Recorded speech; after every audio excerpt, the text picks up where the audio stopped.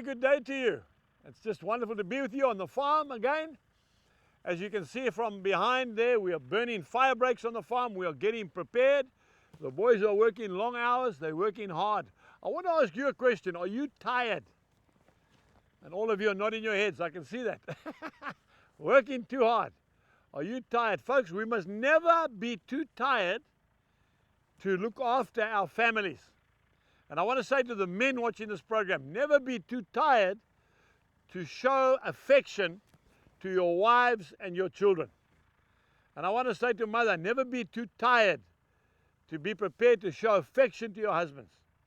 You know, the family unit is taking a tremendous amount of strain at the moment, not just in South Africa, but all over the world. And often when dad comes home at night and mother comes home and the kids come home, they are exhausted. And you just sit there in front of the TV and that's it. We need to be so careful.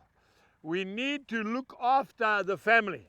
If you look in the book of Ephesians chapter 5, one verse 33, it says, "Nevertheless, let each one of you in particular so love his own wife as himself."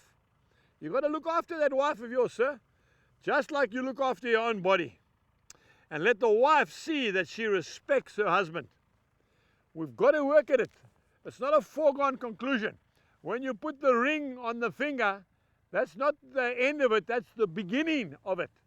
I've been married now for 40 years, and I want to tell you, we need to work on our marriages continually. Because unless we do that, we can lose our marriage, folks. And the statistics today really concern me. When I hear that 53% of marriages are not going the distance, that's less than half. What hope is there for a young person who wants to get married? Now, there's every hope if the Lord is in control of your family. And if you are sensitive, just take that time out to make that cup of tea for your wife. Just take that time out to make that special meal for your husband. Make sure the children, when they come home, they come and gather around, sit in the sitting room or at the dining room table is probably a better place. Talk about the day's affairs. Bring the family together. But they're not concerned about what I'm doing, Angus. They are concerned, and they need to be concerned.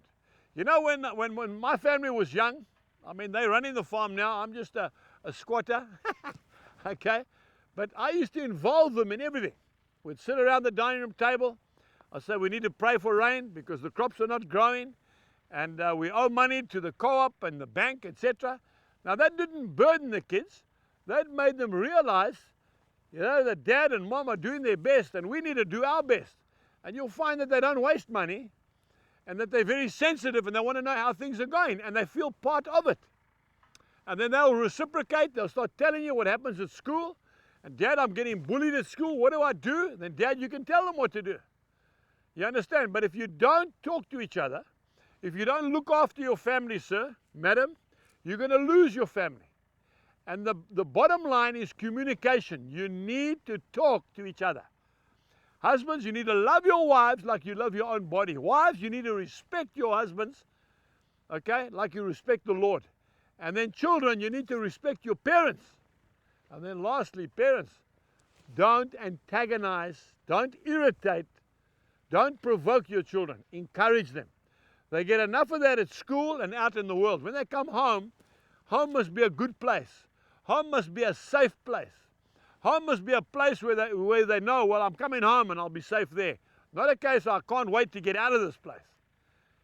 So we need to work on our family. Some of us are doing such a good job in the workplace, but back at the ranch, excuse the pun, the wheels are coming off.